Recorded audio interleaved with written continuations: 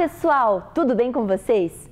Bem-vindos a mais um dia de estudos aqui em nosso programa de aulas Vem Aprender. Você acompanha agora as aulas para o 4º e 5º ano do ensino fundamental. Aproveite muito as aulas que as nossas professoras e professores estão trazendo para você aqui pela telinha da TV Educativa e pelas redes sociais da Secretaria Municipal de Educação. Lembre-se de fazer os exercícios enviados pela sua escola e também aqueles que estão em nosso site sme.pontagrossa.pr.gov.br. Faça tudo com muito capricho, com o mesmo carinho e cuidado que as nossas professoras e professores têm para preparar os trabalhos que as escolas estão enviando para a sua casa. Assim, poderemos completar o nosso ano letivo. Retirar e entregar na sua escola as atividades faz contar a sua presença e também a sua avaliação. E é claro, cuide-se, fique em casa, lave sempre as mãos e use a máscara se precisar sair. Estamos em um momento muito delicado da pandemia. Proteja-se, com o coronavírus não se brinca. Os alunos dos nossos CMEIs e escolas continuam mostrando para a gente os trabalhos e atividades que estão fazendo em casa. Vamos ver? Olha só as imagens que chegaram pelo nosso número 9165-8345. 9165-8345.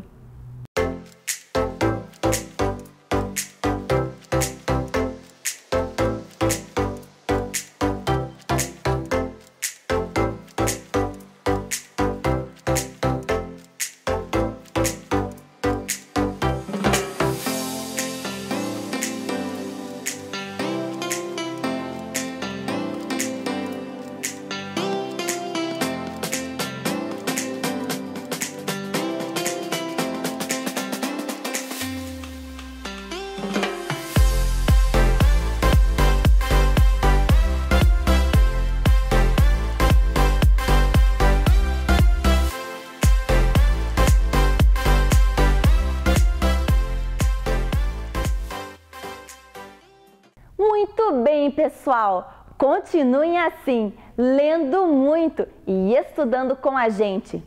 A leitura é também uma importante companhia nesses dias que estamos em casa. Ela abre a nossa mente e alimenta a nossa imaginação. Agora, a sua sala de aula é aqui, na tela da TV Educativa de Ponta Grossa. É hora de estudar! Estão preparados? Então, vamos começar! Fique agora com as aulas do 4º e do 5º ano do ensino fundamental. Vem aí, língua portuguesa. Olá, crianças! Eu sou a professora Maria Rosa, lá da Escola Aldo Bonde, e estarei essa semana com vocês para nossas aulas de língua portuguesa. Eu vou dar um tempinho para vocês organizarem todo o material. Vamos pegar lá nosso lápis, nossa borracha, nosso caderno e também, quem já retirou na escola, o material de apoio que nós estaremos utilizando para resolver as atividades, certo? Lá em seu caderno, registre a data de hoje, o seu nome completo e aula de língua portuguesa. Qual será o nosso objetivo da aula de hoje? Vamos reconhecer as cantigas como canções populares que fazem parte da nossa cultura, certo? Então esse será o nosso objetivo de hoje. E agora vocês vão ouvir com o nosso pessoal de musicalização a cantiga O Cravo e a Rosa.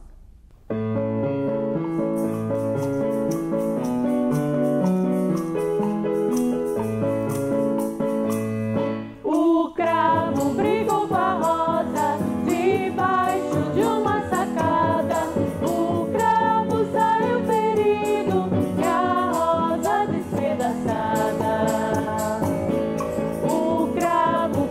doente, a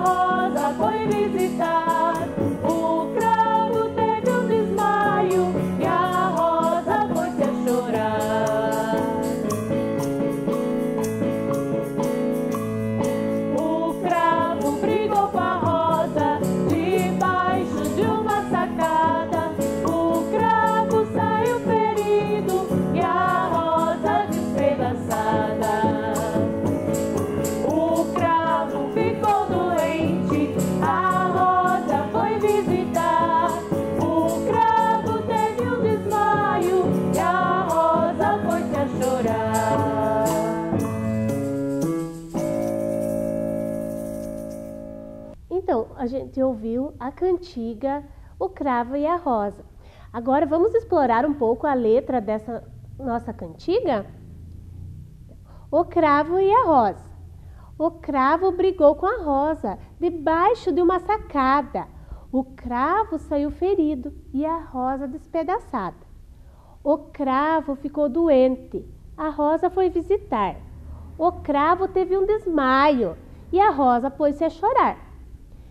A rosa fez serenata, o cravo foi espiar. E as flores fizeram festa, porque eles vão se casar. Certo, crianças? Então agora vamos observar aqui qual é o título da nossa cantiga. O título da nossa cantiga é O Cravo e a Rosa. Vocês percebem que ele tem um espaço ali? Por que será que tem um espaço entre o título e o texto? Para dar ênfase, né, ao título, para chamar a atenção. Quando a gente olha o título de um texto, a gente já começa a imaginar sobre o que ele vai falar, né? No nosso caso aqui de hoje, a cantiga O Cravo e a Rosa. A gente já sabe que são duas flores, né? E vai ser sobre isso a nossa cantiga. Aí lá, o cravo brigou com a rosa. Cada uma dessas frases são frases curtas que nós chamamos de versos. Os versos compõem a estrofe. Aqui no caso, temos 3 estrofes nessa cantiga, certo? Então, cada verso vai se juntando até formar a nossa estrofe. Tem 1, 2, 3 estrofes na nossa cantiga de hoje, certo? Então, como eu já falei, nosso gênero textual que iremos trabalhar durante essa semana será cantigas de roda. E como eu já falei lá na nossa leitura, no nosso texto, os elementos que compõem esse gênero textual são o título,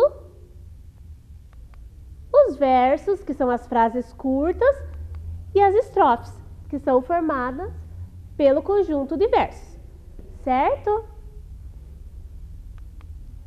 E vamos relembrar algumas informações, né, sobre esse gênero textual que a gente estará estudando durante essa semana, a cantiga de roda.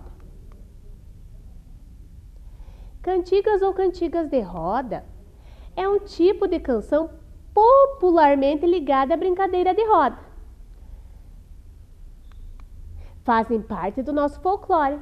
Agora, no mês de agosto, vocês vão estar estudando bastante sobre o nosso folclore, né? Mas hoje a gente já vai falar um pouquinho sobre isso, né? Nas nossas cantigas. Geralmente apresentam letras fáceis de memorizar, com rimas, repetições, fazendo então da cantiga uma brincadeira. Quem nunca brincou de roda, né? É muito legal. E passada de geração em geração.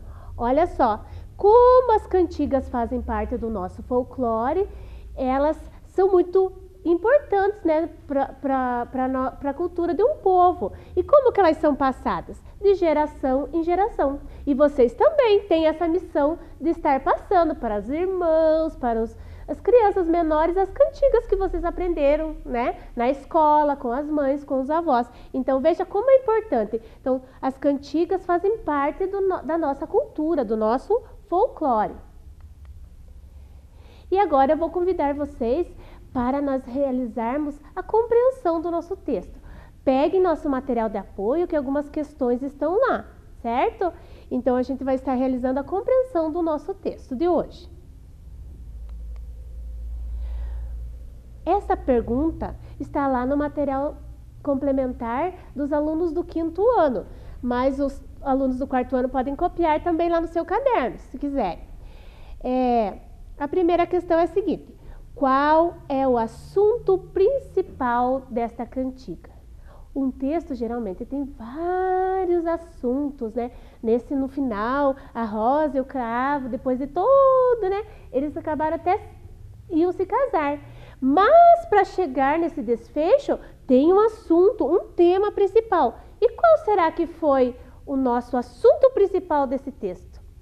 Pensem lá e podem escrever lá no seu material.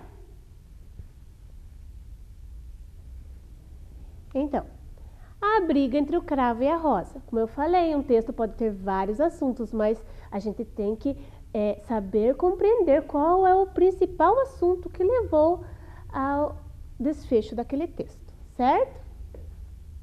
Vamos para a próxima questão? E quem são os personagens que estão presentes nesse texto? Vocês lembram lá do texto? Preencham lá no nosso material. O cravo e a rosa, certo? Então, os personagens que aparecem na nossa cantiga, o cravo e a rosa. Vamos para a próxima? Então, depois da briga, como ficou o cravo? Como será que ficou o cravo depois da briga com a rosa? Vamos ver? Aonde será que eu posso encontrar essa resposta? Então, como a gente viu lá no nosso texto, separado por estrofes, essa questão eu posso responder lendo novamente lá a primeira estrofe. Depois da briga, como ficou o cravo? O cravo saiu ferido, certo? Então, lá no nosso texto está escrito assim, o cravo saiu ferido. Ele tem uma estrutura lá no texto. Mas quando eu vou escrever uma frase, eu tenho que pensar em toda a concordância, na pontuação, para a minha frase ficar bem correta, né? Então, o cravo saiu ferido. Será que só assim está suficiente para a nossa resposta? Não, né? O cravo ficou ferido e aí, como é uma frase, eu coloco o ponto final, certo? Fizeram lá no material de vocês? Então podemos ir para a próxima? E a rosa? Como ficou depois da briga? Como será que a rosa ficou depois da briga? E aonde que eu posso encontrar essa questão? Na qual estrofe será? Vocês lembram? Essa questão eu vou resolver se eu procurar lá na primeira estrofe. Vamos ler lá essa estrofe novamente? O cravo brigou com a rosa debaixo de uma sacada. O cravo saiu ferido e a rosa despedaçada. Então a nossa pergunta lá é a rosa, como ficou depois da briga? Na primeira estrofe eu respondo essa questão. Bom, a rosa, depois da briga, ficou despedaçada. Como que está escrito lá no texto? E a rosa despedaçada. Lembra o que eu comentei? Que no texto tem uma estrutura, mas quando eu vou escrever uma frase, eu preciso estar colocando ela na concordância e também utilizando pontuação adequada. Certo? Vamos ver como que fica? A rosa ficou despedaçada. Eu utilizei o ponto final, certo? Não pode esquecer da pontuação, né? Arrumem lá, deixem a frase bem bonita no seu material. Mais uma questão. Quando o cravo ficou doente, o que a rosa fez? Agora onde que eu posso encontrar essa questão? Na segunda estrofe da nossa canção. O cravo ficou doente, a rosa foi visitar. O cravo teve um desmaio e a rosa pôs-se a chorar. Qual desses versos responde a minha questão?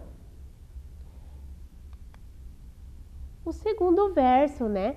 A rosa foi visitar. E o que está faltando na minha frase para ela ficar completa? Vamos ver como que ficou com a concordância. Agora, a rosa foi visitá-lo. Quem que ela foi visitar? O cravo. Então, visitá-lo. E o ponto final, né? Para nossa frase ficar correta. A rosa foi visitar o cravo, né? mas eu posso colocar visitá-lo.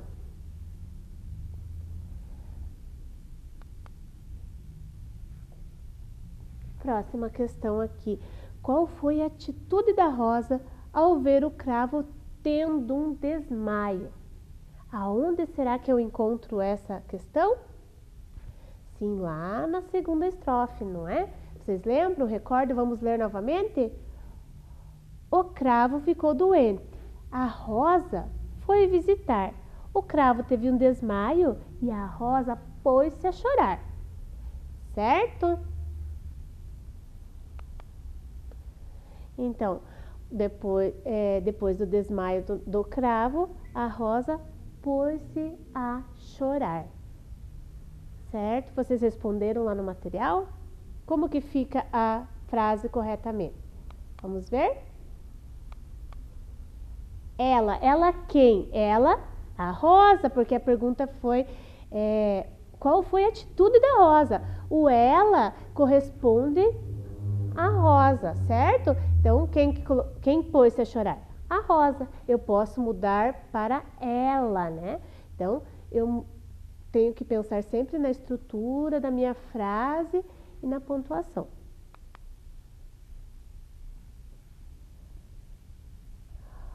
Observe agora o verso da cantiga. Lembra que eu falei que os versos são frases curtas que estão lá dentro da estrofe, certo? Essa atividade está lá no nosso material de apoio do 4º ano, certo? Então, o cravo ficou doente. Estão vendo ali a palavra cravo? Ela está sublinhada. Por que será? De acordo com a cantiga, qual é o significado da palavra destacada? Vocês sabem que uma palavra às vezes ela tem a grafia igual, mas ela tem sentidos diferentes, né? Então, nesse caso aqui, o cravo, qual será o sentido do cravo no nosso texto? Porque o cravo pode ter vários sentidos. Tem outros até, o cravo lá do docinho, vários outros sentidos. Mas aqui eu tenho 3 opções. A letra A é um prego? A letra B, um piano primitivo. Vocês já ouviram falar do cravo, um piano primitivo? Não? E a letra C, flor do craveiro. O que é um craveiro? É a planta que dá a nossa flor, o cravo, certo? Então, lá na nossa cantiga, eu tenho que começar assim, pensar, né, naquele momento, qual o sentido dessa palavrinha. Nesse momento, o cravo quer dizer o quê? Flor do craveiro. Não era o cravo e a rosa? Estávamos falando sobre flores, não? Então, a questão correta é a letra C, flor do craveiro. Então, a partir dessa palavrinha, o cravo, vocês puderam perceber, né? Como uma palavra pode ter vários significados. A mesma palavra, a mesma escrita, porém em diversas situações, que aí eu vou poder observar o que quer dizer aquela palavra naquele momento. No caso do nosso texto lá, essa palavrinha sacada. O que quer dizer sacada no nosso texto? Aonde que aconteceu a briga? Não foi debaixo da sacada? Será que sacada tem outros significados? Ou é só esse? O que é uma sacada? Debaixo de uma sacada. Então está grifada a nossa palavra ali. Foi onde aconteceu todo o desenrolar do nosso texto lá. E aqui eu tenho vários significados da palavra sacada. Por exemplo, o primeiro ali, conteúdo, capacidade de um saco. Então, o que está dentro daquele saco pode ser feijão, pode ser café. Então, a capacidade de um saco pode também ser chamado de sacada. Sacada, porção de saco, sacaria. Se eu tiver vários sacos empilhados, ali posso falar que são uma sacada também. Vamos ver outro significado? Sacada, momento inesperado de entendimento, extrema clareza que ocorre a alguém. Nossa, de repente eu estou lá em uma atividade, opa, tive uma sacada. Então, é aquele momento inesperado que acontece aquela clareza com alguém. Também pode ser chamado de sacada. Vamos ver mais o significado para a palavra? Construção que ressalta da fachada de um prédio, balcão de janela. Então, no nosso texto, qual será desses significados que a palavra sacada tem? Debaixo de uma sacada. Então, a gente viu todos esses significados para a mesma palavra. E sacada como construção de prédio e balcão é o que está, vamos ver se é essa que está lá no nosso texto, né? De acordo com a cantiga, qual o significado da palavra destacada? Letra A, momento inesperado de entendimento ou extrema clareza que ocorre a alguém? Será? Não, né? Construção que ressalta da fachada de um prédio, balcão de janela? Ou conteúdo, capacidade de um saco? Estávamos falando disso no nosso texto? Então, a resposta correta, letra B, construção que ressalta da fachada de um prédio, balcão de janela. Então, na janela, lá, muitas casas têm, né, a sacada, ou então no prédio tem a sacada que as pessoas podem ficar, né? Então, sacada aqui como construção, é esse o sentido que está no nosso texto. E agora, lá no nosso material de apoio, vocês vão estar escolhendo um significado para a palavra sacada e vão escrever uma bela frase e depois a professora de vocês irá corrigi-la. E aí vocês vão escolher, vão pensar no que vocês querem escrever. Dependendo do assunto, vocês vão utilizar o sentido da palavra. Olha uma sacada aqui de um prédio, de um sobrado, estão vendo ali? Então, ali é uma sacada. Como eu falei para vocês, sacaria, vários sacos empilhados, referente a vários sacos, também eu posso falar sacada. Aqui, saco como conteúdo de alguma coisa, nesse caso aqui, café. Então, eu tenho uma saca de café. Então, a palavra sacada usada como medida ali desse produto que está ali dentro daquele saco, certo? Uma boa sacada. Eu tive uma ideia legal, eu tive uma reflexão legal, então eu posso falar, eu tive uma boa sacada. E tem mais uma sugestão para vocês aqui. Vocês já ouviram falar no esporte, nesse esporte aqui? Então, tênis, né? E aí, o que a gente...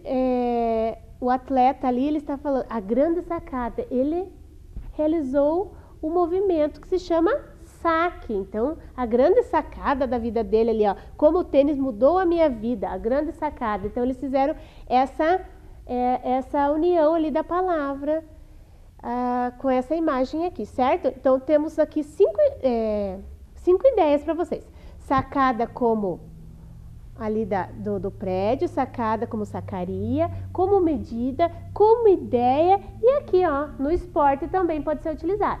Então, caprichem lá na frase, façam uma frase bem bonita, pensando no significado que vocês querem utilizar e aí mandem lá para a professora de vocês uma frase bem legal. Não esquecendo da concordância, do ponto final e assim por diante, certo?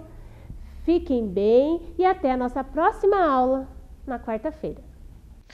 Oi, criançada, tudo bem? Eu me chamo Patrícia, eu sou professora da Rede Municipal lá em Guaragi e eu também sou contadora de histórias. E hoje eu vim aqui para trazer uma história muito legal para vocês. Porém, essa história é só para crianças muito corajosas. Vocês são corajosos? Não sei não, hein? mas eu vou contar mesmo assim. Eu vou começar agora com esse aqui que é o Pim. Ipirim Pim Pim. E essa história começa assim.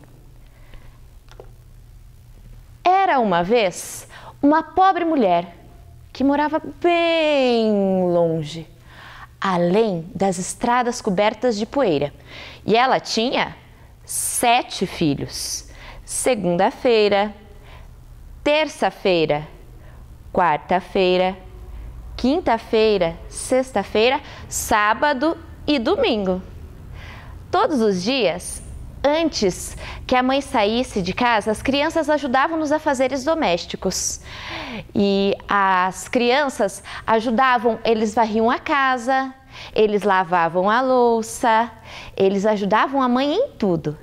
Um dia, depois que eles já tinham terminado, a mãe disse para eles: já que vocês são crianças tão boazinhas, podem pedir o que quiserem, que eu trago para vocês do mercado. As crianças ficaram radiantes e cada uma sabia exatamente o que queria. Segunda-feira, queria um pedaço de manteiga. Terça-feira, queria um canivete, que é como se fosse uma faca pequenininha. Quarta-feira, queria um jarro de louça. Quinta-feira, queria um pote de mel. Sexta-feira, queria um pouco de sal. Ele achava que a comida da mãe tinha pouco sal. Sábado, queria bolachas. E domingo, queria uma tigela de pudim. Mas era pudim de ovo. Eu não gosto de pudim de ovo, mas domingo era super guloso e adorava. A mãe, então, pegou uma cesta bem grande e se despediu das crianças com um conselho: não deixem nenhum estranho entrar e nem cheguem perto do fogo. E assim que eu sair, tranquem a porta. Ela deu abraços e beijos nas crianças, se despediu e seguiu o seu caminho até o mercado. Quando ela chegou no mercado, ela estava despreocupada e as crianças em casa brincavam, sem saber o que vinha pela estrada. Pela estrada, descendo, puxando uma pesada carroça, vinha uma bruxa muito malvada. E essa bruxa era a bruxa Salomé. E ela tinha acabado de perder o seu pé e estava muito brava. Quando ela chegou bem pertinho da cabana, ela bateu na janela, toque, toque, toque, e gritou: eu sou a bruxa Salomé e acabei de perder o meu pé. Deixe-me entrar. As crianças olharam para a bruxa e disseram: não podemos. A nossa mãe nos disse para não deixarmos nenhum estranho entrar. A bruxa, então, tirou um cachimbo do seu bolso, colocou na boca e disse: vamos, meus coraçõezinhos. Tudo que eu preciso é de um pouco de fogo para acender o meu cachimbo. Um pedacinho de palha incandescente. Não podemos, disseram as crianças em coro. A nossa mãe nos disse para não chegarmos perto do fogo. A bruxa, então, foi em sua carroça, pegou um pesado saco, levou até a janela. As crianças se debruçaram para ver o que tinha dentro. Quando viram, quase não acreditaram. Ouro! Por um saco de ouro, nós deixamos você entrar e acender o seu cachimbo. As crianças estrancaram a porta e deixaram a bruxa entrar. Pegaram diversos pedaços de palha e levaram até ela. Mas assim que o cachimbo da bruxa estava aceso, ela tirou-o no chão e gritou: agora eu peguei vocês! E imediatamente transformou as crianças em comida. Segunda-feira virou um pão. Terça-feira virou uma torta. Quarta-feira virou leite. Quinta-feira virou mingau de aveia. Sexta-feira, virou um peixe assado. Domingo, virou costela assada. E sábado, virou um queijo. Salomé, então, reuniu toda aquela comida, colocou na sua carroça e saiu puxando estrada fora. Passou pela cidade, pelos campos de trigo, até chegar na floresta, onde ficava a sua cabana. Nesse momento, a mãe tinha acabado de voltar do mercado, com uma cesta grande, que tinha todas as coisas que os filhos queriam. Ela começou a chamar. Segunda-feira, terça-feira, quarta-feira, quinta-feira, sexta-feira, sábado, domingo. Então ela viu o cachimbo quebrado da bruxa no chão. Imediatamente lágrimas saltaram de seus olhos. Quem pegou meus filhos? Ela queria saber. Um pássaro preto que tinha visto tudo ficou com pena da mulher e de um salto pulou na janela e disse: foi a bruxa Salomé. Ela perdeu o pé e eles a deixaram entrar. Siga-me, eu mostro onde ela foi. Então a mulher pegou a cesta e seguiu estrada fora. Passou pela ponte, pelos campos de trigo, pela cidade, até chegar na floresta, onde ficava a cabana da bruxa. A mãe bateu na porta. Deixe-me entrar, eu quero os meus filhos de volta. Você não pode entrar, disse Salomé. Os seus sapatos estão sujos. Então eu vou tirá-los. E assim fez. A mãe tirou os sapatos, voltou até a porta e bateu novamente. Deixe-me entrar, eu quero os meus filhos de volta. Você não pode entrar, as suas meias estão sujas. Então eu vou tirá-las, disse a mãe. Assim fez, tirou as meias. Voltou e bateu novamente na porta. Deixe-me entrar, eu quero os meus filhos de volta. Você não pode entrar, os seus pés estão sujos. Então eu vou cortá-los, disse a mãe, e foi saindo como se fosse mesmo fazer aquilo. Mas mãe é muito inteligente. E em vez de fazer isso, ela deu um jeito de esconder os pés de volta embaixo da saia. Foi de joelhos até a cabana da bruxa e bateu novamente na porta. Deixe-me entrar, eu quero os meus filhos de volta. Salomé olhou para baixo, achou que a mãe tinha realmente cortado os pés e a deixou entrar. Assim que a mãe entrou, ainda de joelhos, Salomé apontou para uma mesa e disse: aqui estão seus filhos, e você tem que adivinhar quem é quem. Se você não adivinhar, eu vou comê-los no jantar, e você só tem uma chance. A mãe, então, olhou para a mesa, olhou para a cesta que ela tinha. Dentro daquela cesta estavam todas as coisas que os filhos queriam e agora eles nunca iam tê-las. Rápido! Meu jantar está esfriando. Então a mãe olhou novamente para a cesta e teve uma ideia. Ela ia descobrir que filho era cada alimento pelas coisas que eles queriam. O pão quer manteiga, então é segunda-feira. Essa torta precisa de uma faca, então é terça-feira. Esse leite precisa de um jarro, então é quarta-feira. Esse mingau de aveia está muito sem graça, precisa de mel, então é quinta-feira. Esse peixe precisa de sal, então é sexta-feira. Esse queijo combina com bolachas. Esse é sábado. E costela assada e pudim de ovo não combinam, mas são a combinação preferida de domingo. Então esse é domingo. Imediatamente, as crianças voltaram a ser o que eram.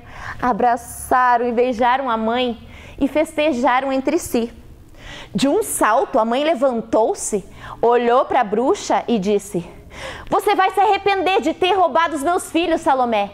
Eu consegui eles de volta e agora eu vou atrás de você."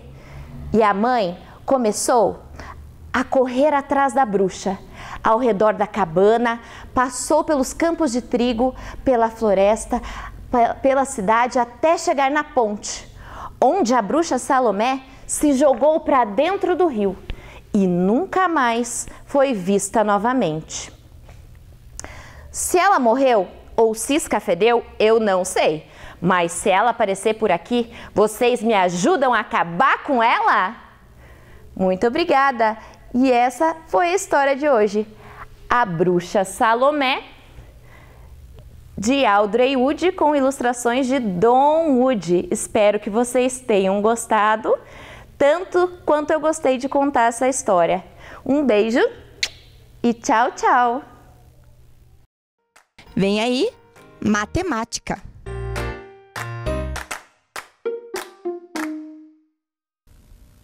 Olá, crianças! Tudo bem com vocês? Olá também para os nossos jovens e adultos aqui da nossa educação municipal. Bem, hoje nós vamos iniciar corrigindo a última tarefa que a professora deixou. Vamos lá?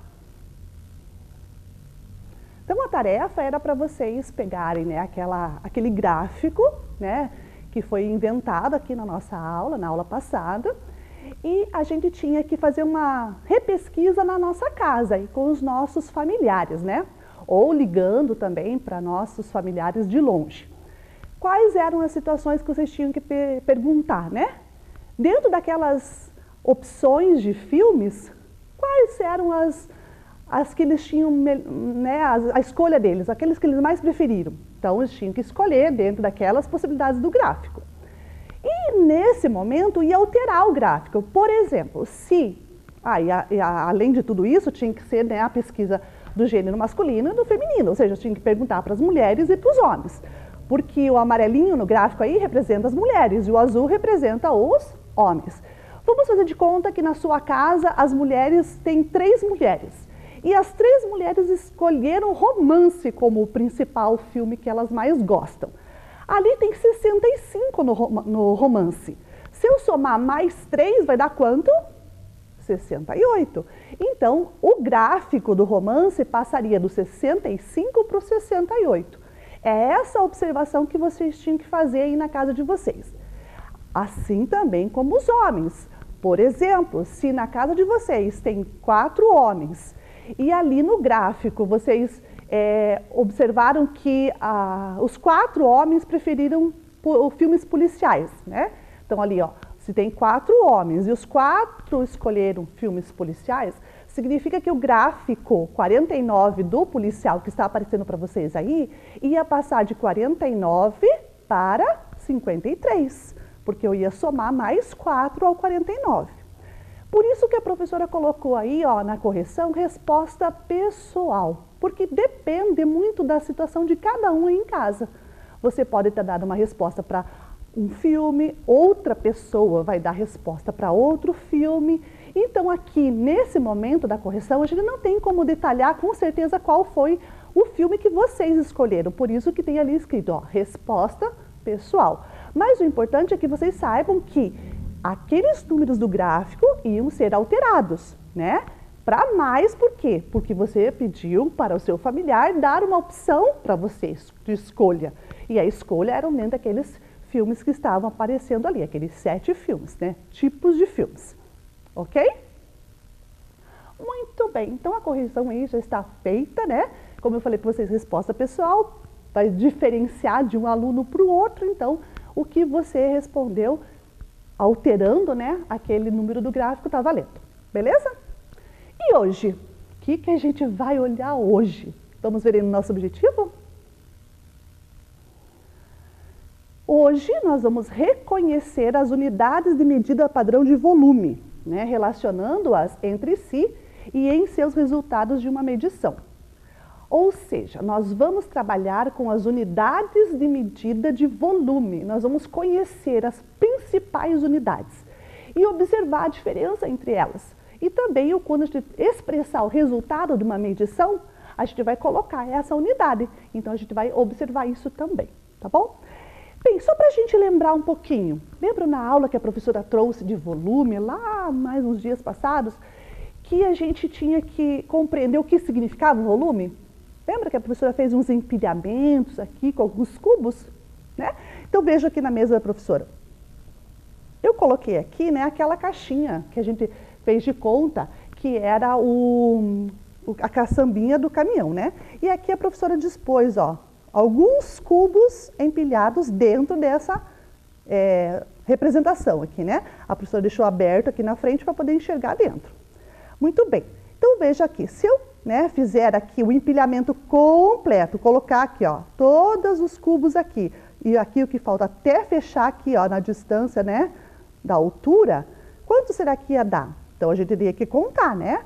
Mas, nesse momento, nós vamos contar apenas o que está aparecendo para a gente. Então, a gente não vai calcular como se fosse tudo, tá? A gente vai ver só o que está aparecendo. Então, ó, 1, 2. Aqui tem um 3. Só que embaixo dele, para ele estar aqui em cima, ó, embaixo tinha que ter outro. Então, aqui eu vou contar 2 vezes. Então, 1, 2, 3, 4. 5, 6, 7, 8, 9, 10. Então, aqui nesta representação, nós temos 10 unidades cúbicas de volume. O volume, lembra que a professora já explicou para vocês, que é o espaço ocupado? Então, nesse momento, aqui dentro está ocupado 10 unidades de volume, tá? Nessa condição que a professora mostrou para vocês. Então, é só para a gente lembrar, né? Vejam aí na telinha de vocês que também vai aparecer aí para a gente dar uma relembrada.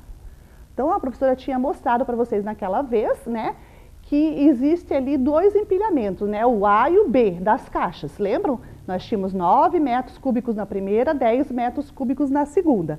E a gente, né, conclui com tudo isso que volume é a medida do espaço ocupado por um corpo ou um objeto. Muito bem, então isso é só para a gente fazer uma relembrada, né? Fazer uma recordação lá do que a gente já estudou aqui na aula sobre volume.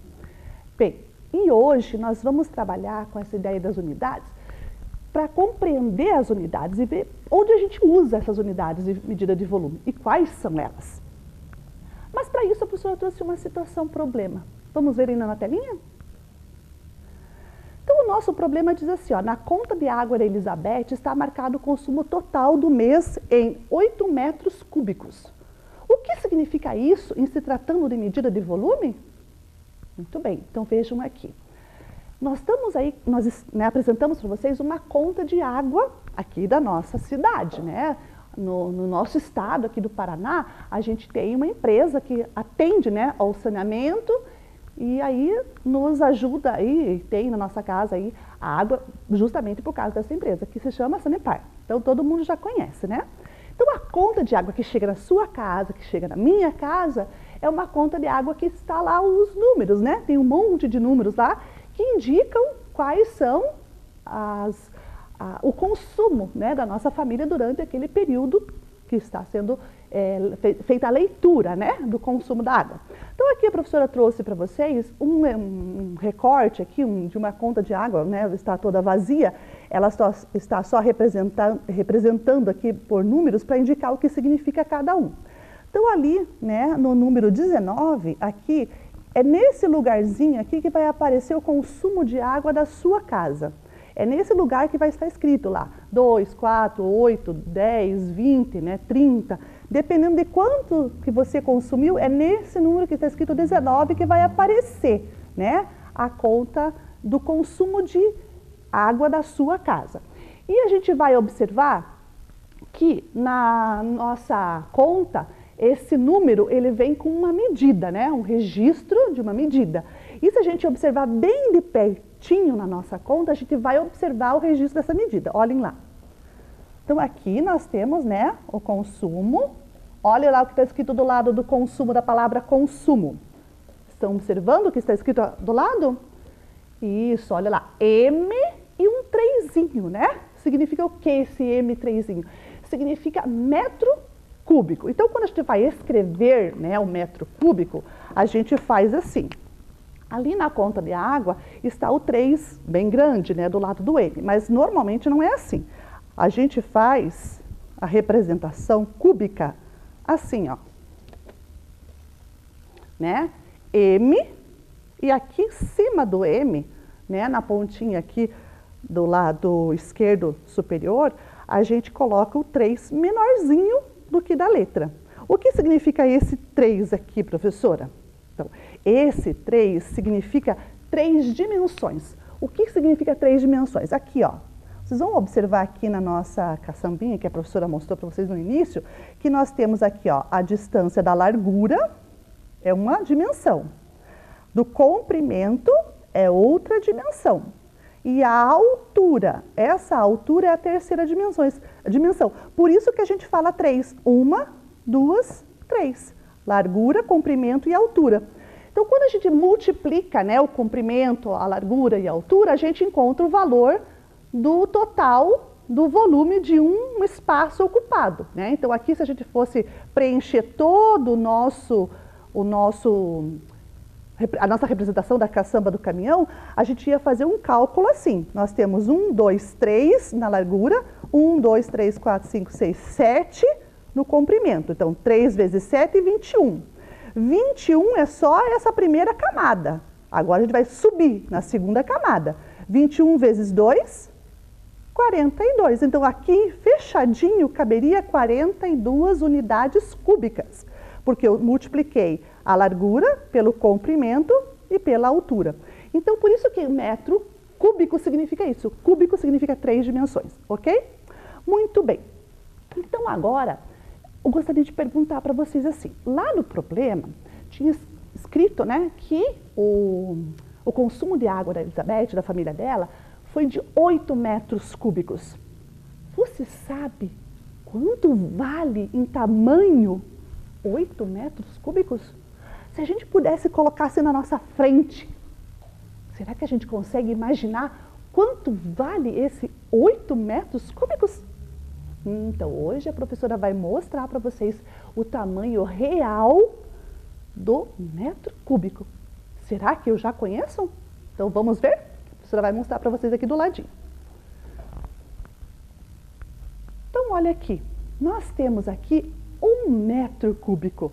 Olha o tamanho da professora, olha o tamanho dessa caixa gigante. Por que a gente fala metro cúbico? Lembra que a professora falou que cubo ou cúbico significa 3 dimensões? Largura, comprimento e altura? Então, olha aqui, ó, 3 dimensões. A altura, a largura e aqui o comprimento. Ou largura, comprimento e altura, né? A gente tem 3 dimensões aqui. E para a gente verificar que daqui até aquela ponta de lá, nós temos 1 metro. Então, essa aresta que está formando aqui pelas essas duas faces, essa aresta tem 1 metro de largura, aqui tem 1 metro de comprimento e aqui tem 1 metro de altura. Então, 1 e 1 metro cúbico, né? Então, esse é o tamanho do metro cúbico. E o metro cúbico, aqui dentro, cabem quanto será de água? 1 metro cúbico de água, muito bem.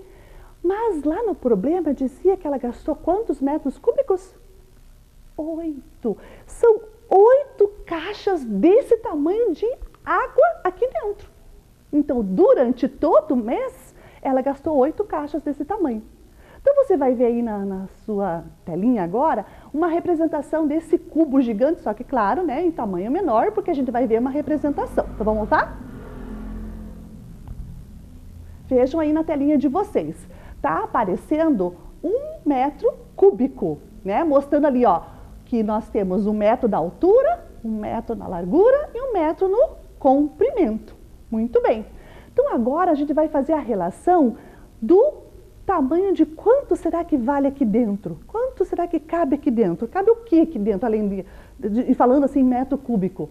Então, vamos ver? Ó, a professora tem aqui uma caixinha que tem 10 centímetros de altura, 10 centímetros de largura e 10 centímetros de comprimento. Então, 10 por 10 por 10.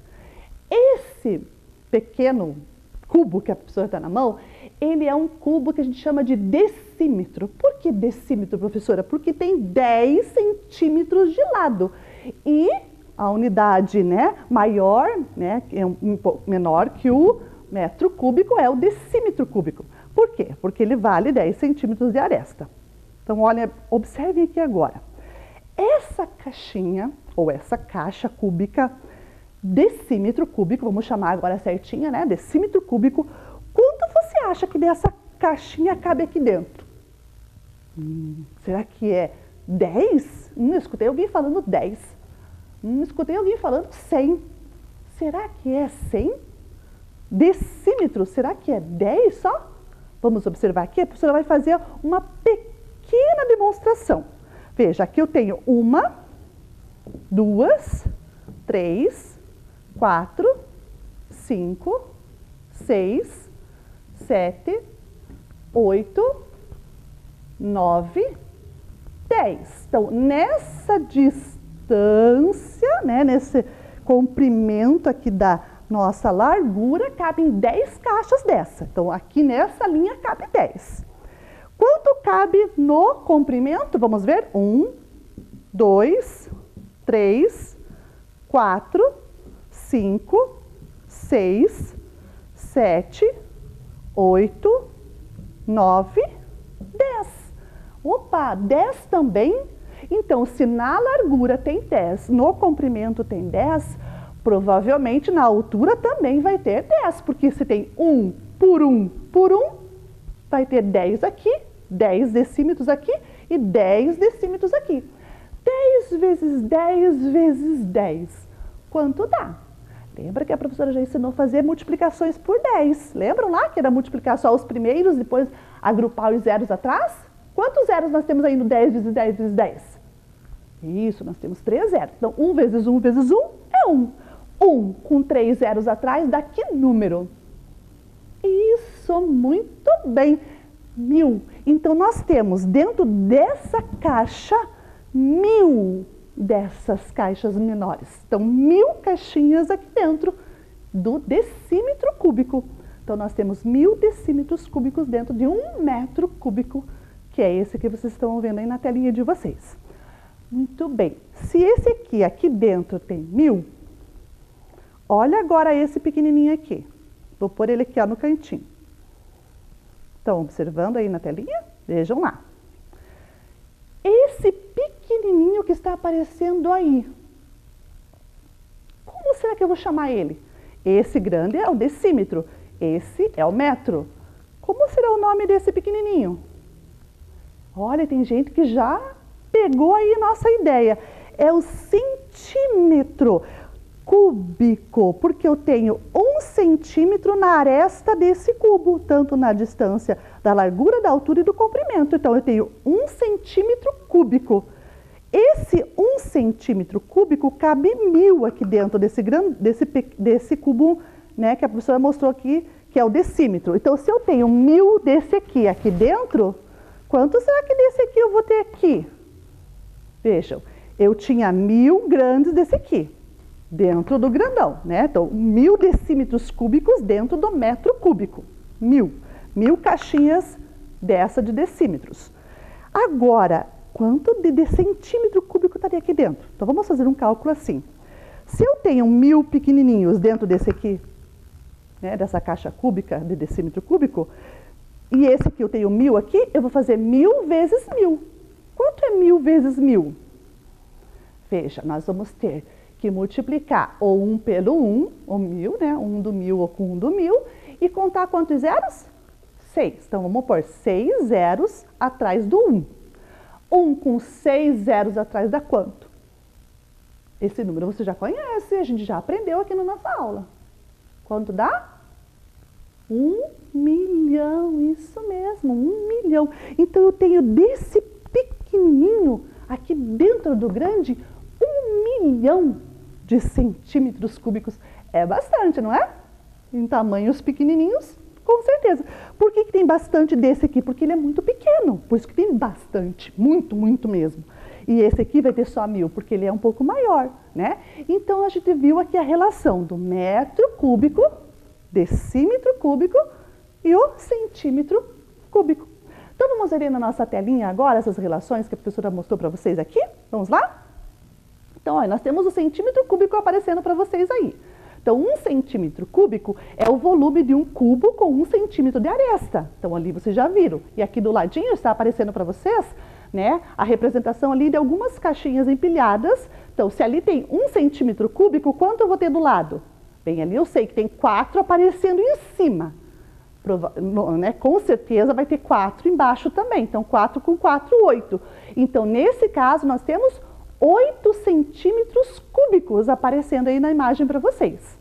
Agora vamos ver o decímetro cúbico. Então, o decímetro cúbico é um volume de um cubo de 1 decímetro de aresta. Então, eu já mostrei também aqui para vocês na relação.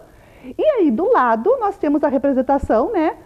Por que está escrito 10 centímetros? Porque dentro de 1 decímetro tem 10 centímetros, né? Então, a professora está mostrando a relação do centímetro cúbico dentro do decímetro cúbico para vocês verem.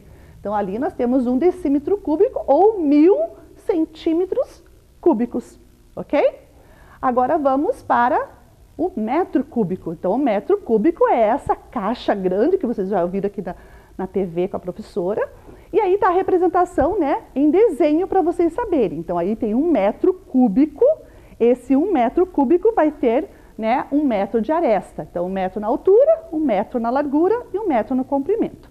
Tá bom? Ok? Muito bem. Então, vejam, essa relação de decímetro cúbico, centímetro cúbico e 1 metro cúbico, a gente tem que entender. Porque algumas coisas a gente vai precisar. Por exemplo, do metro cúbico. O metro cúbico é o mais usado na nossa sociedade para comprar ou para pagar, no caso, a água que a gente usa em casa. A nossa água, ela é, né, recebida, né, e contada lá no nosso consumo como metro cúbico. Mas além da água, a gente compra outras coisas em metro cúbico, como, por exemplo, areia. Quando a gente vai lá fazer, né, o nosso pai, nossa mãe, vai fazer alguma obra na casa e precisa de areia, ela vai lá e compra metro cúbico de areia. Então, seria também a mesma situação aqui. 1 metro cúbico de areia seria essa caixona, essa caixa gigante aqui, de 1 metro cúbico cheio de areia. Se eu quero 2, 3, 4, vai ser também a mesma situação. Uma caixa dessa, 2, 3, 4 e assim quantas eu quiser, ok?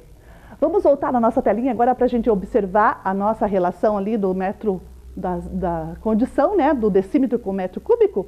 Então, veja aí na imagem, está aparecendo para vocês a representação dos decímetros dentro de uma caixa cúbica vazada, né? Está aparecendo só as arestas para a gente e ali os cubinhos ou os cubos de decímetro cúbico dentro dela. Vejam, ali no chão dessa caixa nós temos 1 metro por 1 metro, né? E nós temos ali então 100 decímetros cúbicos, porque nós temos 10 vezes 10 decímetros, que dá 100 decímetros. E no caso aqui nosso vai ser cúbico, porque a gente está trabalhando com unidades cúbicas. Então, ali nós temos 100 decímetros cúbicos. E na altura, a gente vai ter a base mais 9, né, mais 9 decímetros cúbicos. Então, nós temos 10 na altura também. Então, se a gente for enchendo essa caixa com os decímetros cúbicos, a gente vai encontrar o metro cúbico. E aí, do ladinho, está aparecendo para vocês as relações. Ó. Dentro de 1 metro cúbico, cabem quantos decímetros cúbicos? Bem, se em 1 metro temos 10 decímetros, 1 metro vale igual a 10 decímetros. Então, nas 3 dimensões da caixa de 1 metro de aresta, nós teremos 10 vezes 10 vezes 10, que é igual a 1000. Né? O volume é dado pela multiplicação ali das dimensões, a professora já explicou para vocês. E concluindo que em 1 metro cúbico nós teremos 1000 decímetros cúbicos. Isso significa que 1000 decímetros cúbicos, ou melhor, né, 1000 decímetros cúbicos é igual a 1 metro cúbico. Ok? Então, a gente já tem essa relação aí bem formada na nossa cabeça. Agora, a gente vai voltar para o nosso problema lá na telinha. Vamos ver ele? Então, o problema tinha lá, né, que a conta de água da casa da Elizabeth tinha sido cobrada com 8 metros cúbicos, né? Significa que, então, que a família da Elizabeth consumiu 8 caixas cúbicas de 1 metro de aresta, igual aquela que vocês viram aqui na telinha que é a professora. E essas 8 caixas equivalem, né, o que a gente diz, 8.000 litros de água. Mas, professora, você está usando 8.000 litros e está falando em decímetro e metro cúbico? Como pode isso? Existe alguma relação entre o litro e os metros cúbicos? Sim, existe. Então, agora a gente vai ver aqui na nossa mesa o que significa essa relação. Quando a professora falou metro cúbico, decímetro cúbico, e fala ainda que 8 caixas daquele tamanho do metro cúbico valem 8.000 litros, o que isso significa? Então, vamos ver aqui. Ó. Na mesa da professora, eu tenho aqui um cubo, né? Deixa eu mostrar aqui para fora para vocês verem primeiro. Um cubo de 10 de aresta, né? Em todos nas dimensões tem 10 centímetros. Então, esse cubo aqui, ele é o cubo que a gente chama de decímetro cúbico. Aqui dentro é que vai valer 10 por 10 por 10. Por que aqui dentro, professora? Porque vejam aqui, a professora vai levantar um pouquinho para vocês verem. Olha ali, ó, não tem uma espessura o vidro?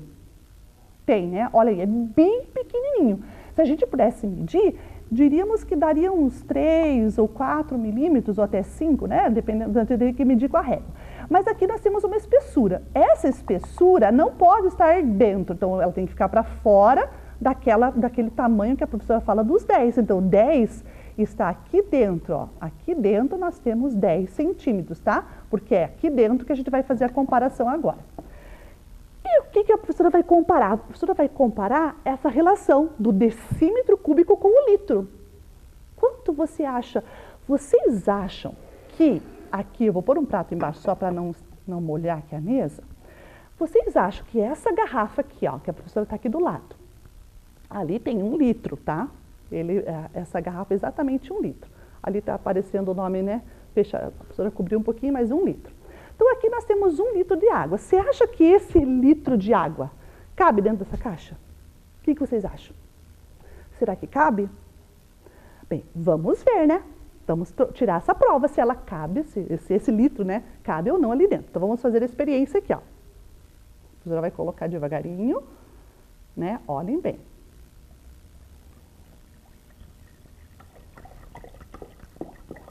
Olha, devagarzinho nós estamos colocando a água aqui dentro.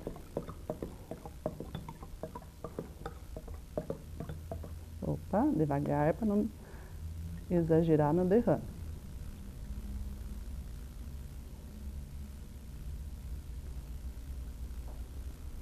Olá! O que aconteceu, professora? Viram como dá certinho 1 litro dentro de 1 decímetro cúbico? Então, significa que 1 decímetro cúbico vale 1 litro. Muito bem, olha a curiosidade que a professora trouxe para vocês. Por isso que está escrito lá no problema, que 8 metros cúbicos de água vale 8.000 litros, porque não tem 8.000, desculpe, tem dentro dos 8.000, né? Os 8 metros cúbicos, nós vamos ter 8.000 decímetros cúbicos, porque se em 1 metro eu tenho 1.000 decímetros, em 8 metros cúbicos teremos 8.000 decímetros cúbicos. Então, por isso que diz 8.000 litros, porque eu tenho 8.000 decímetros cúbicos dentro, né, daquela caixa grande. Quer dizer, da caixa grande nós temos só, né, os 1.000 decímetros cúbicos, mas das 8 caixas que ela consumiu, vão ter 8.000 litros ou 8.000 decímetros cúbicos, ok? Então, essa é uma curiosidade que a professora trouxe para vocês aí, para vocês ficarem também sabendo que a gente pode transformar o decímetro cúbico em litro, ok? Muito bem. E agora a gente vai, né, fazer aí uma atividade aí na nossa telinha. A professora trouxe aí um exercício para a gente fazer. Vamos lá? Então, nós temos aí um exercício, né, 3 caixas, ou melhor, 3 empilhamentos, né, que na verdade não deixa de ser caixas, só que a gente está colocando como empilhamento para a gente poder fazer o volume. Na caixa A, na caixa B e na caixa C, temos uma certa quantidade de cubos empilhados. Você já viu com a professora que basta multiplicar a altura, a largura e o comprimento para determinar o volume daqueles blocos. Tem 2 blocos aí que são exatamente iguais, ou seja, tem o mesmo volume. Você saberia me dizer qual é o volume, quais são os blocos que têm o mesmo volume? Eu vou dar um tempinho para vocês olharem nas caixas, contarem quanto tem na largura, no comprimento e na altura, fazer uma multiplicação e me dizer quais são as caixas que são de mesmo volume. A B ou a C. Vejam que na A nós temos 6 de comprimento, pode ser, né? 6 de comprimento, 4 de largura e 4 de altura. Quanto dá isso multiplicando? Vamos ver? Então, 6 vezes 4 vezes 4 é igual a 96 metros cúbicos.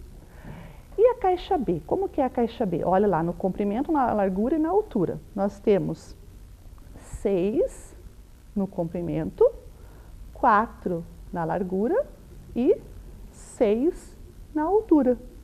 Quanto dá isso? Vamos ver? 6 vezes 4 vezes 6, 144 metros cúbicos. E olhando para a caixa C, nós vemos que ela tem 6 de comprimento, 8 de largura e 2 de altura.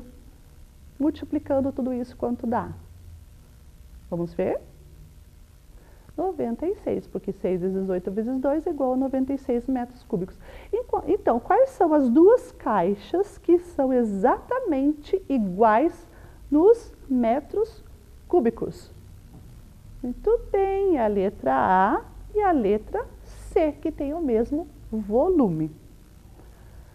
Então, vocês viram aí que nesse caso que a professora trouxe do exercício para vocês, dessa atividade, a gente tem contando, né, os blocos.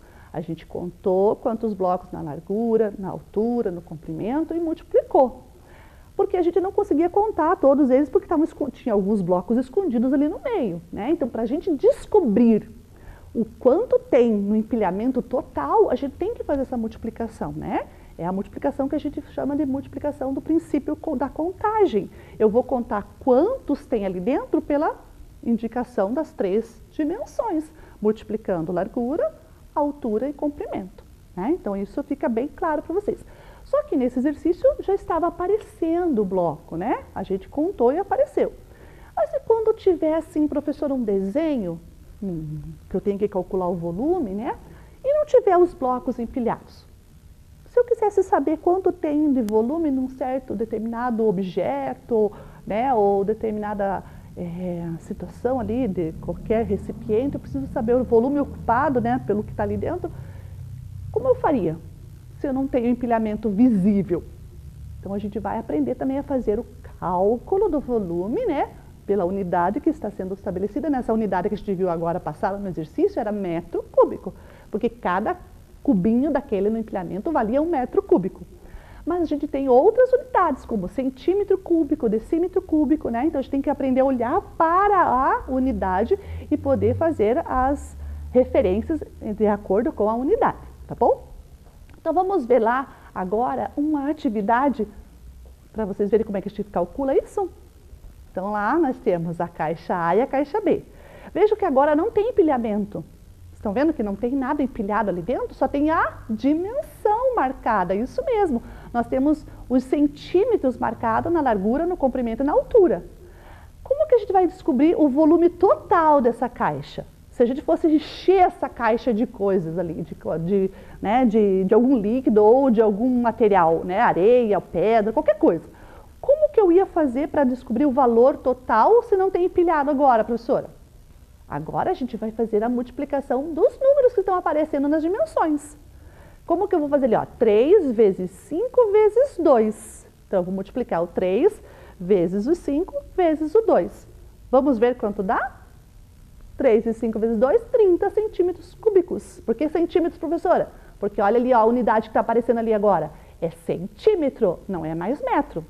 E na caixa B é a mesma coisa. Ó, multiplicando 4 vezes 5 vezes 3, eu vou ter 60 centímetros cúbicos.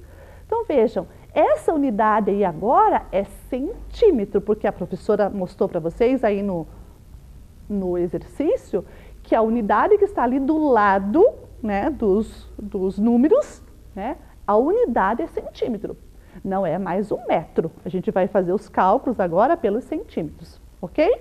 Ficou fácil? Entenderam como é que a gente calcula o volume de um objeto? Então a gente calcula assim, fazendo a multiplicação da altura pela largura pelo comprimento, tá? E todos os objetos que a gente faz esse tipo de multiplicação são objetos de sólidos, né? Vocês estão vendo aí que esses dois aí que estão fazendo para vocês são sólidos geométricos, são paralelepípedos, né? Eles têm uma altura, uma largura e um comprimento porque eles mostram, né, aí a vazão de um sólido. Esse é o paralelepípedo, quase parecido com o cubo, né? Mas não é cubo porque as dimensões são diferentes. Para ser cubo, todas as dimensões têm que ser do mesmo tamanho, ok? Muito bem, então aí, né, a gente fez dois exercícios, um com empilhamento, outro sem empilhamento, só com a multiplicação dos valores das dimensões. Feito? Bem, então tudo isso que a gente aprendeu hoje foi para vocês compreenderem essas questões das unidades, né, de medida de volume e fazer essas comparações entre elas.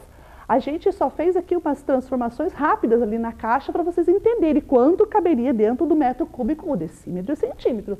Mas a nossa intenção hoje não é fazer transformações de medidas, é compreender a ideia de quanto vale esse metro cúbico, quanto vale esse decímetro cúbico e quanto vale esse centímetro cúbico, para a gente ter a ideia, né, das dimensões dos objetos que a gente vai medir, né?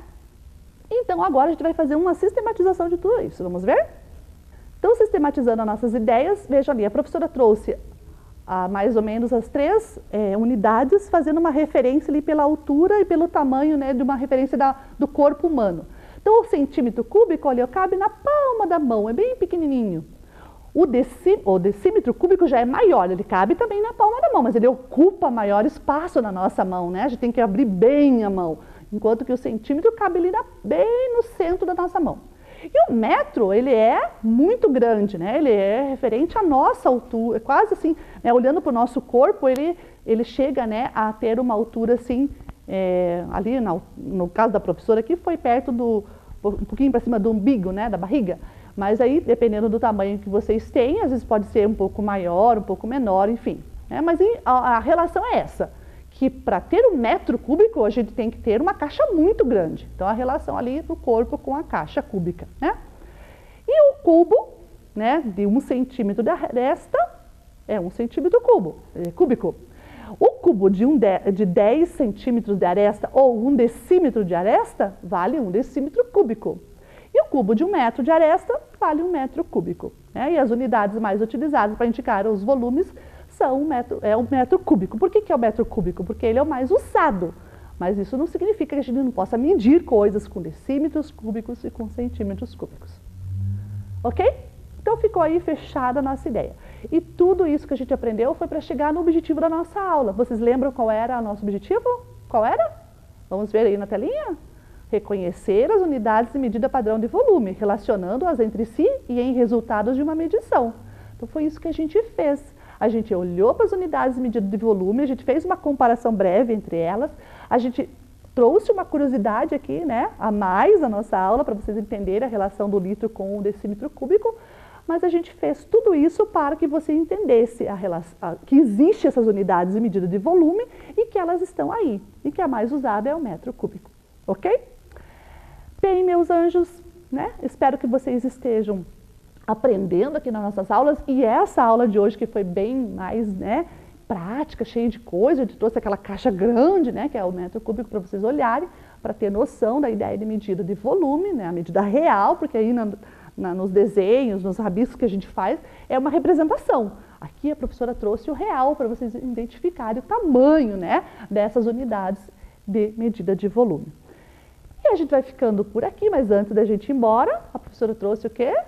A tarefa, muito bem. Então vamos ver qual é a tarefa? Aí, ó, temos 3 caixas cúbicas, né? Ou melhor, 3 caixas ou 3 empilhamentos com cubinhos, né? Com unidades cúbicas. Ali a unidade está dada em centímetro e a professora já colocou, além do empilhamento, mais o valor da unidade. Eu quero que vocês calculem quanto tem em cada uma dessas 3 caixas e me digam qual é o volume delas, ok? Muito bem, aí chegamos ao fim da nossa aula. Hoje, né, foi bem divertido, bem legal, espero que vocês tenham gostado e aprendido e a gente vai ficando por aqui e até a nossa próxima aula. Um beijinho! Vem aí, Ciências Humanas.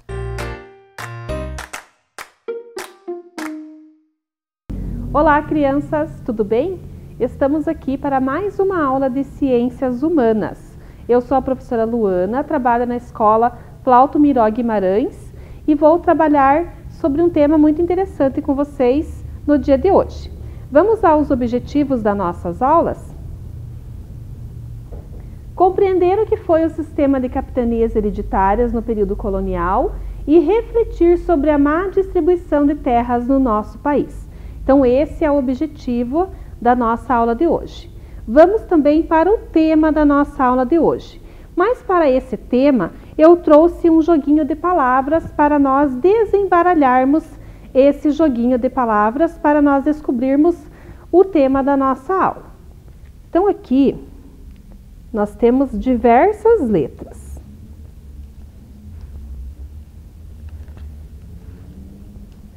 O tema da nossa aula já estava lá no início do objetivo. Observem as imagens. O que vocês podem deduzir das imagens que nós temos aqui?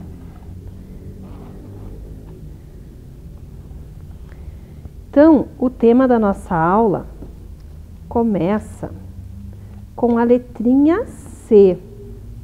Vamos achar a letrinha C. Letrinha C. Depois vem a letra A.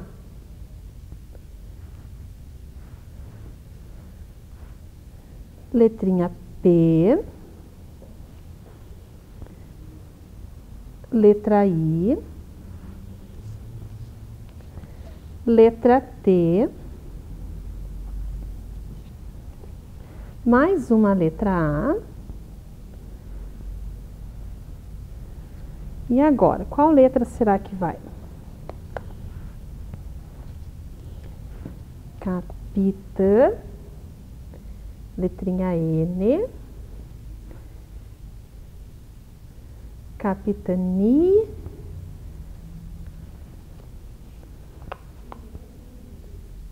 Ah, tá faltando uma letra. Qual letra será que é? Letra S. Capitanias. Capitanias o que mesmo? Vocês já estudaram sobre isso.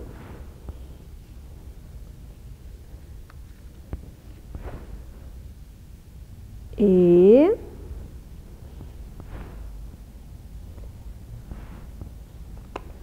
letrinha E. Ere. Letra D. Heredi.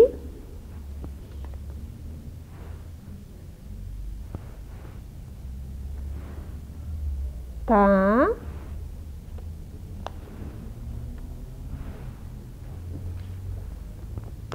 Depois do R vem o I. A letrinha A.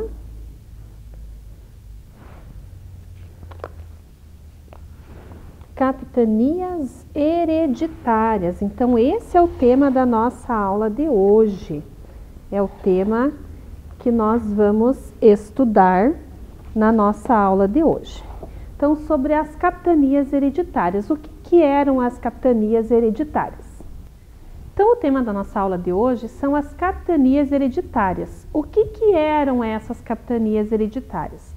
Nós já tivemos uma aula sobre a época da colonização, mas nós não falamos especificamente sobre as capitanias hereditárias. E achamos importante comentar sobre o que eram esse sistema na época colonial.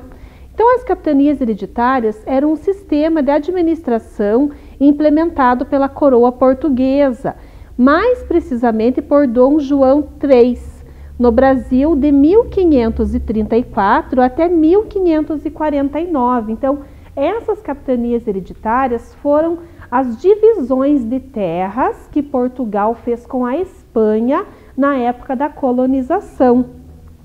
E essas divisões tinham essa denominação de capitanias hereditárias. O que eram essas capitanias?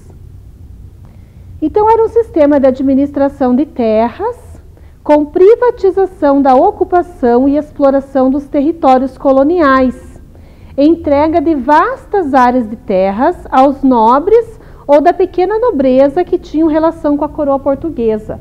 Então, essas terras eram entregues somente às pessoas que tinham convivência e tinham contato com as pessoas da coroa portuguesa, que eram as pessoas que tinham nomes, que tinham nobreza, que tinham dinheiro naquela época. Então, essas pessoas eram responsáveis por cuidar dessas terras. Quais eram essas características das capitanias hereditárias? Então, eram faixas de terras divididas em linhas horizontais. Eram 15 faixas de terras. Elas eram intransferíveis, eram hereditárias porque eram passadas de geração em geração, eram autônomas e se autogovernavam pelos donatários, e era capital privado, ou seja, o Estado português não se envolvia, mas ele tinha também uma compensação pelos cuidados dessas terras. Essas pessoas que cuidavam das capitanias eram chamadas de donatários.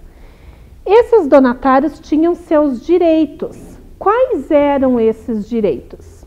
Fundar vilas, distribuir terras, que eram chamados na época de sesmarias, que era uma doação de terras. Os donatários eram a autoridade máxima dessas capitanias, ou seja, eles eram os juízes e os administradores daquele pedaço de terra ao qual era designado a cada um deles. Eles podiam escravizar os índios para a mão de obra açucareira, então desde aquela época eles já faziam esse trabalho escravo com os indígenas.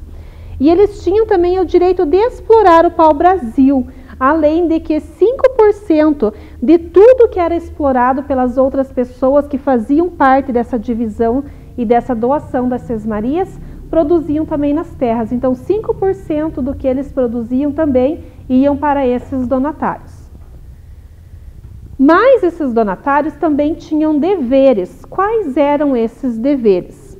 O recolhimento de impostos, 10% de tudo que era produzido, a busca de metais preciosos, que era chamado de 1/5, a proteção e a defesa do litoral e principalmente manter o monopólio da coroa portuguesa. Então, eles tinham que designar tudo aquilo que era produzido nas terras brasileiras, eles tinham que enviar para os portugueses. Então, os portugueses e o pessoal que era responsável pela coroa portuguesa era quem recebia tudo aquilo que era destinado a Portugal. Então, tudo que eles produziam nas terras brasileiras era enviado para eles lá. Pensando nisso, nós trouxemos um mapa das capitanias hereditárias que a professora vai montar para vocês estarem observando quais são essas faixas de terra, para que vocês possam estar acompanhando essa montagem do nosso mapa.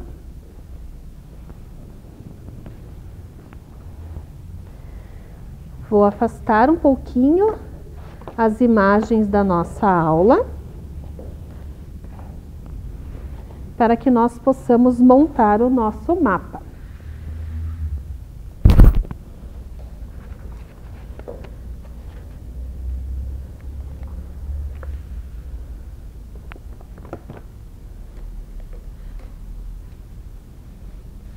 Então, agora, nós vamos começar a montagem do nosso mapa, separando o território brasileiro na parte que era dos portugueses em faixas de terras. Essas faixas de terras, eram chamadas de capitanias hereditárias. Então, a primeira faixa que nós temos lá é do Maranhão. A segunda faixa que nós temos lá é do Ceará. Essa terceira faixa aqui é do Rio Grande.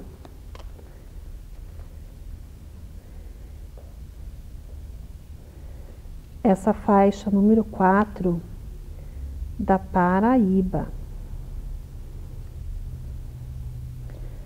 Depois, nós temos Itamaracá.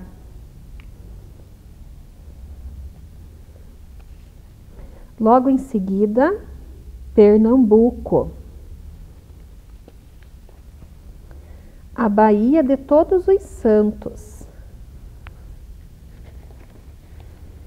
Ilhéus.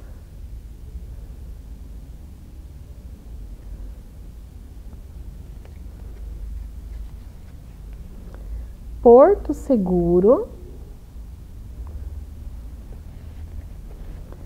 Espírito Santo. A capitania de São Tomé.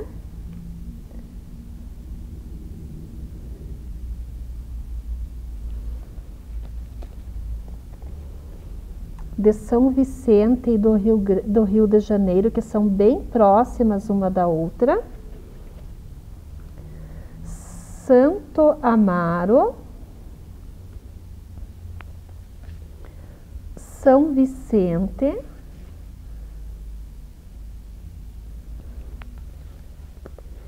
E por último, de Santana. Então, essas são as nossas capitanias. Aqui por cima delas, vou recolocar o Oceano Atlântico para que fique melhor visualizado no nosso mapa. Então, essas são as nossas capitanias hereditárias e elas são partes das terras brasileiras e as suas divisões. Então, quando os portugueses vieram para o Brasil e começaram a colonizar o nosso Brasil e as nossas terras, eles separaram em faixas territoriais. E essas faixas eram chamadas de capitanias hereditárias. Então, essas são as nossas 15 capitanias. Mas apenas 2 delas deram certo. 2 capitanias delas deram certo. O que acontece com essas capitanias? Então, a maioria delas não produzia aquilo que era necessário, não conseguiam fazer a produção e estar enviando tudo aquilo que o governo português desejava das nossas terras brasileiras. Então, apenas 2 deram certo. Vamos ver qual das capitanias que deram certo e o porquê que elas deram certo? Então, 2 capitanias de sucesso. A de São Vicente e também a capitania de Pernambuco. Então, elas têm um motivo pelo qual elas deram certo. Vamos observar qual foi o motivo que fizeram essas capitanias darem certo? Então, apenas 2 se desenvolveram e deram certo, essas capitanias hereditárias. As outras não conseguiam produzir tudo aquilo que era necessário. Então, a capitania de São Vicente era comandada por Martim Afonso de Souza e era chamada de Porto dos Escravos. Mas esses escravos, nessa época, não eram os negros, eram os índios que eram escravizados para a produção açucareira. Então, eles eram vendidos como escravos. Então, os índios que eram livres, quando os portugueses chegaram nas nossas terras, eles começaram a ser presos e escravizados para trabalharem no pesado aqui na produção de açúcar. E também a capitania de Pernambuco, comandada por Duarte Coelho, que se dedicou à plantação e ao cultivo da cana-de-açúcar, bem como à sua venda. Então, essas foram as 2 capitanias hereditárias que deram certo, porque elas tinham esse tipo de cultura. Elas tinham esses 2 donatários que fizeram elas se expandirem. O que causou o fracasso das outras capitanias hereditárias? Então o Brasil ficava muito longe de Portugal, então para eles estarem levando daqui do Brasil tudo que era produzido para lá, ficava muito longe, porque as viagens naquela época eram feitas de navios, de barcos, então ficava muito distantes. Os índios lutavam pelas suas terras, então os índios que estavam acostumados a viver aqui no Brasil livremente tiveram que ser escravizados e a trabalhar para os portugueses. Eles começavam a lutar pela posse das suas terras novamente. Não haviam pessoas suficientes para o cultivo da terra, então os índios não queriam estar trabalhando para as pessoas que comandavam as capitanias hereditárias, e também não haviam recursos financeiros, porque o Portugal apenas dividiu as terras brasileiras, mas eles não enviavam recursos de lá para cá para estarem produzindo e fazerem com que essas terras dessem alguma coisa. Mas tudo que era produzido aqui eles tiravam. Tudo que os brasileiros aqui, os indígenas, faziam na época, que era enviado para lá, era enviado diretamente para a coroa portuguesa, mas eles não mandavam recursos de lá para cá, então por isso que as capitanias não deram certo.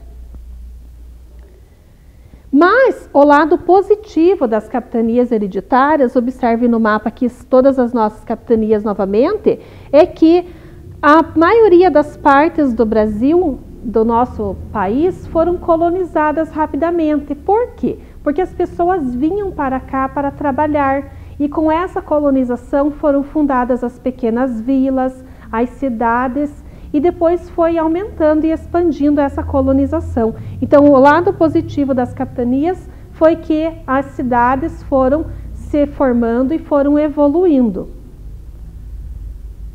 Agora, nós vamos para o nosso jogo de dominó. E para o nosso jogo de dominó, eu vou contar com a participação da professora Céline. Ela já participou de diversas aulas conosco e ela vai entrar mais uma vez para participar da nossa aula e jogar um pouquinho comigo e ajudar a explicar um pouquinho mais o conteúdo da aula de hoje. Então agora, crianças, nós podemos contar com a participação da professora Céline na nossa aula de hoje sobre as capitanias hereditárias. E eu vou comentar uma coisa, gente, muito importante nesse momento de pandemia. Vocês estão observando que a professora Céline está de máscara. A máscara é muito importante para a nossa prevenção e o cuidado com a nossa saúde. Nós sabemos que nós não podemos estar próximos uns dos outros sem estar nos protegendo. Mas, para isso, nós estamos tomando todo o cuidado necessário para passar para vocês também a segurança que nós temos aqui no nosso estúdio de gravação. Agora, nós vamos prestar atenção nas nossas cartas. Eu distribuí para a professora Céline as cartas do nosso dominó das capitanias hereditárias. Então, professora Céline, você está com a carta Coringa. Eu começo, olha aqui, por assim, né? O que são as capitanias hereditárias? Quem será que tá? Vamos procurar. Eu acho que eu vou começar a ganhar já. Eu acho que ele tá comigo. Tá com aqui, você? Sistema de administração que a coroa portuguesa implantou na colônia brasileira no período de 1534 a 1539. Olha aqui, ó. Daí o outro diz assim, ó. Ordenou a divisão do território da colônia em grandes porções de terra, 15 capitanias ou donatárias. Quem será que tá? Quem será que ordenou? Acho que eu vou ganhar de novo lá. Eu acho que... professora, eu acho que esse aqui, ó. Rei Dom João III. Muito bem. Aqui, ó. Ele era conhecido como o Piedoso. Na outra pecinha diz assim, documentos que representavam as bases jurídicas do sistema da capitania hereditária. Documento, vamos ver. É um documento. Documentos, tá ali, então, assim, ó, que são 2 e eu acho que eu tenho, ó, não sei. Será que é esse, professora? Carta de doação e carta foral? Muito bem. Olha lá. As duas cartas que faziam parte das nossas capitanias hereditárias. E elas tinham um porquê. Elas eram responsáveis pela doação das terras brasileiras aos nossos donatários. Então, elas eram doadas através dessas cartas. Logo embaixo nós temos os donatários. Quem eram os donatários, professora Selen? Nobres e pessoas de confiança do rei? Acho que é esse, né? Muito bem. Esse mesmo. Aí, ó. Eu acho que eu distribuí errado esse baralho, não é possível. Vou deixar você dando aula a próxima vez, professora Selen. Direitos dos donatários. Quais eram os direitos dos donatários? Tem aí, professora? Será que eu vou ganhar? Eu tô com a última. Direito dos donatários. Estabelecia os direitos e tributos devidos ao rei, os direitos e deveres dos colonos e a relação desses com os donatários. Então, esses eram os direitos. Apenas 2 capitanias hereditárias prosperaram. Mas quais eram elas, essas capitanias? Ah, professora Selen. Olá. Foi as capitanias de Pernambuco e São Vicente. A nossa bancada já está ficando pequena. Nós vamos ter que ir para o chão e nós vamos encerrar a nossa aula por aqui. Eu vou continuar jogando com a professora Selen, porque eu ainda tenho 3 cartas, ela tem apenas uma. E nós vamos dar um tchauzinho para vocês. Um abraço, crianças, até a próxima aula. Fiquem com Deus, se cuidem, tá bom? Tchau, tchau. Tchau, tchau. Chegamos ao final de mais um programa de aulas Vem Aprender. Pegue as atividades enviadas pela sua escola e estude. Para assistir novamente este programa, basta acessar a página da Secretaria de Educação de Ponta Grossa no Facebook ou no YouTube. Leia muito! Mande os vídeos da sua leitura. Nosso número você já conhece, é o 9165-8345. Obrigada pela sua companhia e até o próximo programa. Tchau! Meu nome é Yasmin Louise. Eu estudo na escola Dr. Carlos B. de Macedo. Eu quero mandar um beijo para minha professora Adriana e um abraço. E para todas as pessoas da minha sala. E um super beijo. Tchau! Vai! 1, 2, 3. Ê, voou o foguetinho!